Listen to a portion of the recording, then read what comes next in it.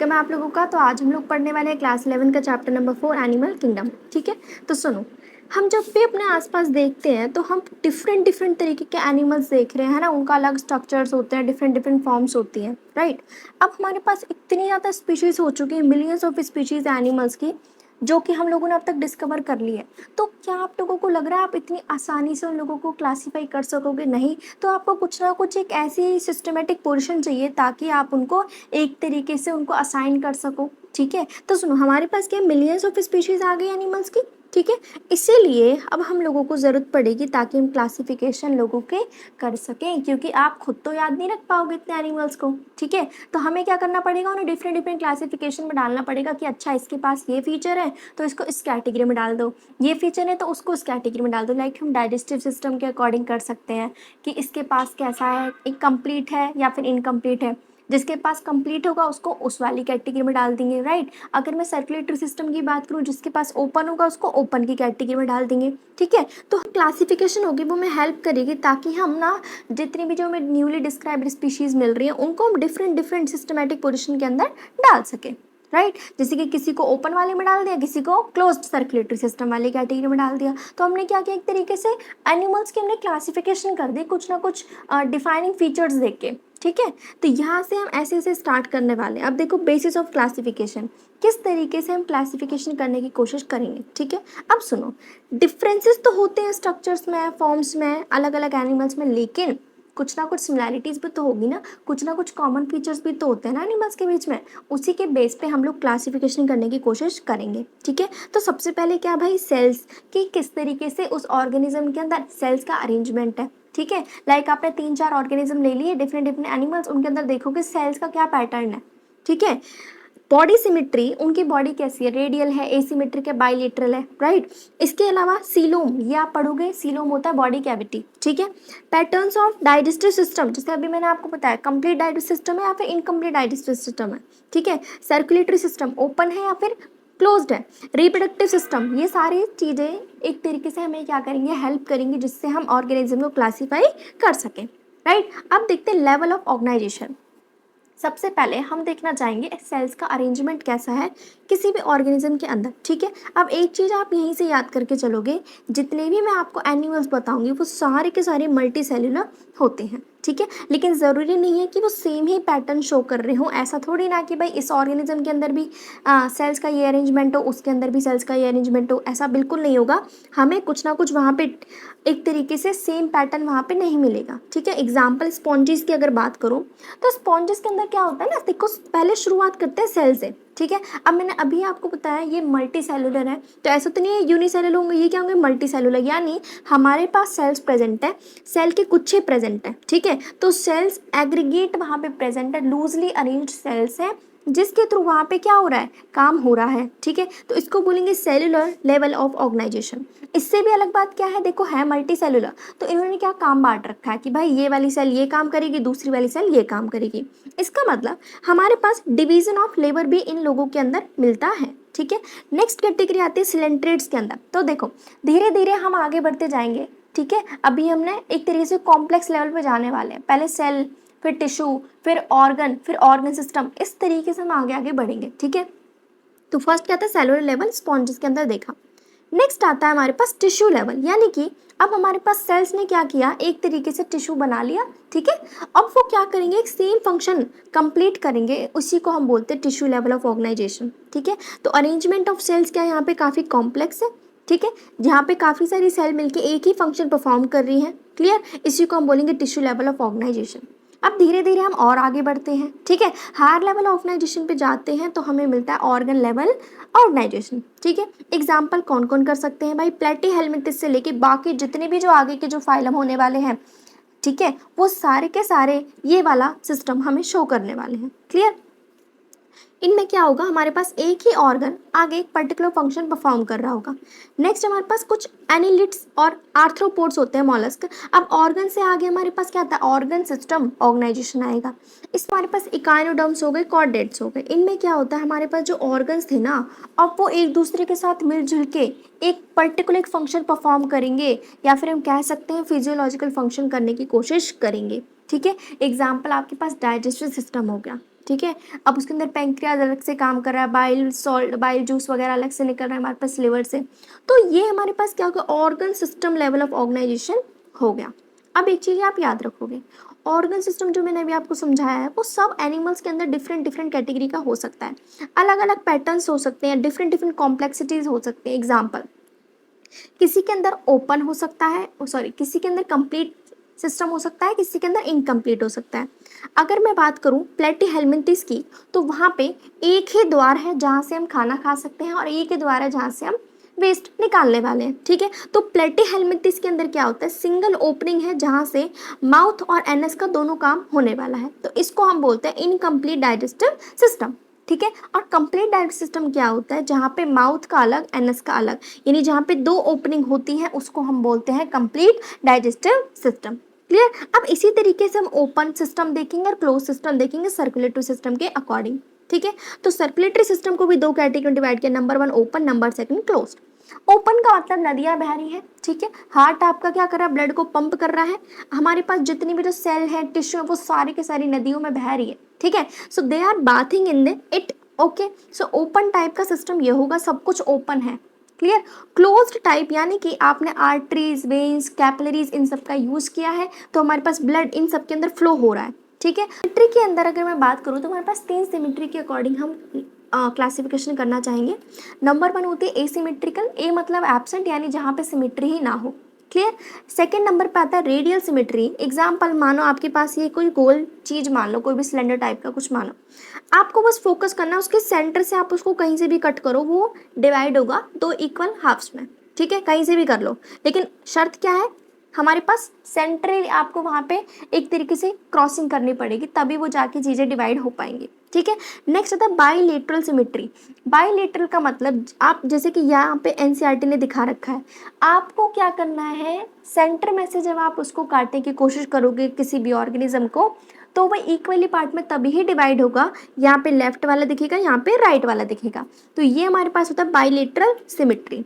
ठीक है, जहाँ पे हम बॉडी को सिर्फ एक तरीके से बीच में से ही डिवाइड कर सकते हैं, यहाँ से इधर, यहाँ से इधर। सो लेफ्ट हाफ इधर हो गया, राइट हाफ इधर हो गया। क्लियर। तो एनिमल्स को हम कैटेगराइज करेंगे सिमेट्री के अकॉर्डिंग। नंबर 1 है एसिमेट्रिकल। अब इसमें भी कौन आएंगे, स्पॉन्जेस आते हैं। इनके पास किसी भी प्लेन से आप इनको डिवाइड करने की कोशिश करो, ये कभी भी डिवाइड नहीं होंगे इक्वल हाफ्स में। ठीक है, कोई भी इनके पास सिमेट्री नहीं है। क्लियर। नेक्स्ट है रेडियल सिमेट्री। आप किसी भी प्लेन से पास करो, लेकिन शर्त क्या होनी चाहिए, सेंट्रल एक्सिस, बीच में से आप उसको कट करने की कोशिश करो, तो जो ऑर्गेनिज्म की जो बॉडी है वो 2 इक्वल हाफ्स में डिवाइड हो जाएगी। इसको बोलते हैं रेडियल सिमेट्री। किसी भी रेडियस के अलॉन्ग आप डिवाइड करने की कोशिश करो। ठीक है, देन है बाईलेटरल सिमेट्री। बाई मतलब 2। ठीक है, तो यहाँ हम क्या करते हैं, लेटरल, एक लेफ्ट साइड एक राइट साइड हो गया। तो हमारे पास क्या होगा, कुछ एनिलिड्स हो गए, कुछ आर्थ्रोपोड्स हो गए, इनके अंदर हम बॉडी को डिवाइड कर सकते हैं इक्वल हाफ्स में, लेफ्ट वाला अलग, राइट वाला अलग। तो 3 तरीके की सिमेट्री हमने देखी, एसिमेट्रिकल, रेडियल और बाईलेटरल। ठीक है, अब देखते हैं हमारे पास कुछ डिप्लोब्लास्टिक, ट्रिप्लोब्लास्टिक ऑर्गेनाइजेशन। मतलब कुछ ऐसे एनिमल्स होते हैं जिनके पास क्या होता है, एम्ब्रियोनिक लेयर्स होती हैं। ठीक है, एम्ब्रियोनिक लेयर आगे जाके हमारे पास 2 चीज़ों में डिवाइड होती है, एक्टोडर्म, एक्टो मतलब बाहर की लेयर, एंडो मतलब अंदर की लेयर। एग्जाम्पल ये है आपके पास, तो बाहर वाली क्या हुई एक्टो, ये वाली क्या हुई एंडो। क्लियर। ओके, सो एक्टोडर्म हो गई बाहर की, एंडोडर्म हो गई अंदर की। तो देखो ये हमारे पास एक्टोडर्म हुई और अंदर की हमारे पास क्या हुई, हमारे पास ये अंदर एंडोडर्म हुई। क्लियर। अब बीच में जो रेड रेड जो आपको चीज़ें दिख रही हैं, कभी कभी हमारे पास क्या होता है ना, एक्टोडर्म और एंडोडर्म के बीच में एक मीजोग्लिया लेयर प्रेजेंट होती है। क्लियर, तो ये चीज़ याद रखोगे। तो सिलेंट्रेट्स के अंदर देखा गया एक अनडिफरेंशिएटेड शीथ होती है जिसको हम बोलते हैं मीजोग्लिया, जो कि एक्टोडर्म और एंडोडर्म के बीच में प्रेजेंट होती है। तो ऐसे ऑर्गेनिज्म जिनके अंदर 2 लेयर हैं, नंबर 1 हमारे पास एक्टोडर्म, सेकंड है एंडोडर्म। ठीक है, और बीच में क्या है, मीजोग्लिया। तो जिनके पास 2 ही डर्म लेयर्स हैं, इनको बोलेंगे डिप्लोब्लास्टिक। डिप्लो मतलब 2। क्लियर। ट्रिप्लोब्लास्टिक का मतलब जिसके पास एक्टोडर्म, क्लियर, एंडोडर्म, बीच में एक और होगी मीजोडर्म। ठीक है, तो यहाँ पे 3 लेयर्स हो गई, एक्टो बाहर की, एंडो अंदर की, मीजो उन दोनों के बीच की। तो ये एक्टो, फिर एंडो, फिर बीच में क्या होगी मीजोडर्म। तो ये हमारे पास होता है ट्रिप्लोब्लास्टिक, यानी कि 3 तरीके के लेयर्स हमारे पास यहाँ पे प्रेजेंट है। ठीक है, तो क्या होता है, ऐसे एनिमल्स जिसमें डेवलपिंग एम्ब्रियो आगे जाके 3 लेयर्स बनाता है। ठीक है, सो एक्टोडर्म और एंडोडर्म के बीच में कौन बैठा है, मीजोडर्म, इसी को बोलते हैं ट्रिप्लोब्लास्टिक सिस्टम, ठीक है। अब स्टार्ट करते हैं सीलोम। तो सुनो, प्रेजेंस और absence of cavity between the body wall and gut wall is very important in classification. देखो सीलोम ना हमारे पास एक तरीके से सीलोम के अकॉर्डिंग 3 तरीके के एनिमल्स हो सकते हैं, सिलोमेट, सूडोसिलोमेट, एसिलोमेट। अब पहले सुनो, हमारे पास यहाँ पे कुछ खाली खाली खाली खाली कैविटी दिख रही होगी, इसी को बोलते हैं सीलोम।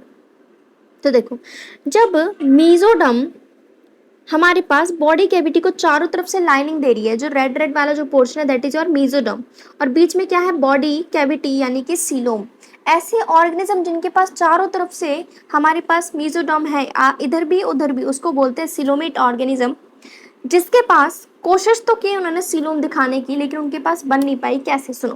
देखो यहाँ पे कैविटी तो है, बॉडी कैविटी, लेकिन जो मीजोडर्म है वो ना बीच में ऐसी फैली हुई है पाउचेस की फॉर्म में। तो यहाँ पे सूडोसिलोमेट है, ठीक है। एसिलोमेट जहाँ पे कुछ भी नहीं है, कोई बॉडी कैविटी बीच में है ही नहीं, इसको बोलते हैं एसिलोमेट। तो 3 तरीके के ऑर्गेनिज्म होते हैं हमारे पास, ठीक है। तो नंबर 1 ऐसी बॉडी कैविटी जिसके पास मीजोडर्म चारों तरफ से प्रेजेंट होगा, सीलोम बोलेंगे उसको, ठीक है। सो ऐसे एनिमल जिनके पास सीलोम होता है उनको बोलते हैं coelomate. Example annelids, Mollusca, arthropods, echinoderms, Hemichordata और कॉर्डेट्स हो गए, ठीक है। कुछ ऐसे एनिमल्स जिनके पास बॉडी कैविटी एक तरीके से जो मीजोडर्म है वो लाइनिंग तो दे रही है, लेकिन वो क्या कर रही है, पाउचेस की फॉर्म में बैठी है, ठीक है। तो हमारे पास ये कौन से होंगे, सूडोसिलोमेट्स होंगे, क्लियर। नेक्स्ट है एसिलोमेट। एसिलोमेट का मतलब बॉडी कैविटी है ही नहीं, ऐसे ऑर्गेनिज्म कौन हो सकते हैं, प्लेटी हेलमिंथिस, तो इनको बोलेंगे एसिलोमेट। नेक्स्ट है सेगमेंटेशन। अब सेगमेंटेशन का मतलब हम यहाँ पे क्या कर रहे हैं ना, बॉडी हमारी सेगमेंट में डिवाइड है। जैसे आपने अर्थवर्म देखा होगा, केचुआ, तो उसकी बॉडी ना सेगमेंट्स में होती है, डिफरेंट डिफरेंट उसकी अलग से बॉडी बनी हुई है, इसी को बोलते हैं सेगमेंटेशन। यानी जब बॉडी बाहर से भी और अंदर से भी डिवाइड है डिफरेंट डिफरेंट सेगमेंट्स में, उसी को बोलते हैं सेगमेंटेशन। और ये जो सेगमेंट है बार बार रिपीट हो रही है, तब जाके पूरा ऑर्गन बन रहा है, तब जाके पूरा ऑर्गेनिज्म यहाँ पे हमारे पास बनेगा, क्लियर। एग्जाम्पल है अर्थवर्म के अंदर, इनके पास क्या होता है, मेटामेरिक सेगमेंटेशन होती है, मतलब बार बार ये रिपीट होते रहेंगे सेगमेंट्स, इसी को बोलते हैं मेटामेरिक सेगमेंटेशन, क्लियर। और पूरे फिनोमेना को बोलेंगे मेटामेरिज्म। नेक्स्ट है नोटोकॉर्ड। अब नोटोकॉर्ड क्या मेसोडर्म के थ्रू ड्राइव होती है, मेसोडर्मली ड्राइव्ड है, ठीक है। रॉड लाइक स्ट्रक्चर्स होते हैं हमारे पास एम्ब्रियोनिक स्टेज में, ये एनिमल्स के पास प्रेजेंट होते हैं, कुछ कुछ के पास हो सकते हैं, कुछ कुछ के पास नहीं। कहाँ पे होंगे, पीछे डॉर्सल साइड पे प्रेजेंट होता है, जहाँ पे आपकी रीढ़ की हड्डी होगी, क्लियर। आगे जाके किसी किसी ऑर्गेनिज्म के अंदर नोटोकॉर्ड रिप्लेस्ड हो जाती है वर्टिब्रल कॉलम के साथ, जिसे हम बोलते हैं बैकबोन, ठीक है। तो ये याद रखोगे। सो नोटोकॉर्ड क्या है, मेसोडर्मली ड्राइव्ड रॉड लाइक स्ट्रक्चर जो कि डॉर्सल साइड पे प्रेजेंट है। कब बनती है, एम्ब्रियोनिक डेवलपमेंट पे किसी किसी एनिमल्स के अंदर अभी भी हमें देखने को मिल सकती है, ठीक है। तो जिनके पास नोटोकॉर्ड प्रेजेंट होगी that is known as chordates, जिनके पास प्रेजेंट नहीं होगी वो क्या होगा हमारे पास, नॉन कॉर्डेट्स। और ये कौन हो सकते हैं, पॉरीफेरा से आगे जितने भी जो फाइला होंगे इकानोडर्म्स तक, उन सभी के पास नोटोकॉर्ड नहीं होती, तो वो सारे क्या होंगे, नॉन कॉर्डेट्स, क्लियर। तो अब हम देखते हैं क्लासिफिकेशन, जो हमने किस बेस पे की क्लासिफिकेशन, कुछ कॉमन फंडामेंटल फीचर्स को देख के। तो देखो अभी तक मैंने आपको क्या क्या बताया, लेवल ऑफ ऑर्गेनाइजेशन सेलुलर हो सकता है, टिश्यू वाला हो सकता है, ऑर्गन हो सकता है, ऑर्गन सिस्टम हो सकता है। फिर मैंने आपको सिमेट्री बताई, एसिमेट्रिकल हो सकते हैं, रेडियल हो सकते हैं, बायलेटरल हो सकते हैं, ठीक है। बॉडी कैविटी या फिर सीलोम मैंने 3 तरीके की बताई, एसिलोमेट, सूडोसिलोमेट और सिलोमेट, ठीक है। अब देखते हैं किसके अंदर ये सारी चीजें मिल सकती हैं, किन किन फाइलम्स के अंदर। तो देखो हम पढ़ रहे किंगडम एनिमेलिया, अभी मैंने आपको बताया सारे के सारे क्या होंगे, मल्टी सेलुलर होंगे। तो सेलुलर लेवल जिसके अंदर मिल रहा है वो कौन होंगे, एक तरीके से एसिमेट्रिकल, जैसे कि हमारे पास स्पॉन्जेस थे, क्लियर।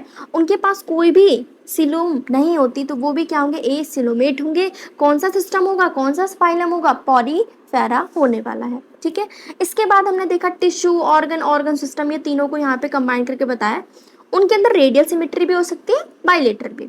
अब जिसके पास रेडियल होगी उनमें एसिलोमेट होती है हमारे पास कैविटी, यानी कि सीलोम वहाँ पे होनी ही नहीं है, तो वो कौन होंगे, सिलेंट्रेट और टिनोफोरा होंगे, क्लियर। तो बायलेटरल सिमेट्री के अकॉर्डिंग अगर देखूं तो हमारे पास 3 तरीके के ऑर्गेनिज्म थे। इनके पास एसिलोमेट भी हो सकते हैं जिनके पास बॉडी कैविटी बिल्कुल भी नहीं है, ठीक है। एग्जाम्पल प्लेटीहेल्मिंथिस था। फॉल्स सीलोम, सूडोसिलोमेट, अभी हमने देखा पाउचेस के फॉर्म में मेसोडर्म बैठी थी, बीच में क्या था, बॉडी कैविटी थी, सीलोम, इनको बोलते हैं pseudocoelomate. Example Aschelminthes. Next true coelom, जिनके पास वाकई में सीलोम प्रेजेंट है, वो सारे क्या होते हैं, annelids, arthropoda, mollusc, Echinodermata, Hemichordata और कॉर्डेटा। तो इससे आगे का पोर्शन हम नेक्स्ट वीडियो में कंप्लीट करेंगे। जिसको भी पसंद आए तो please do like, subscribe and share.